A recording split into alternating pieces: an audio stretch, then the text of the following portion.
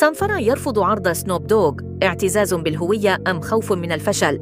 أثار رفض مغني الراب التونسي سنفارا عرض التعاون مع أسطورة الراب سنوب دوغ جدلاً واسعاً في الساحة الموسيقية، بينما تعتبر هذه الفرصة بمثابة بوابة للشهرة العالمية.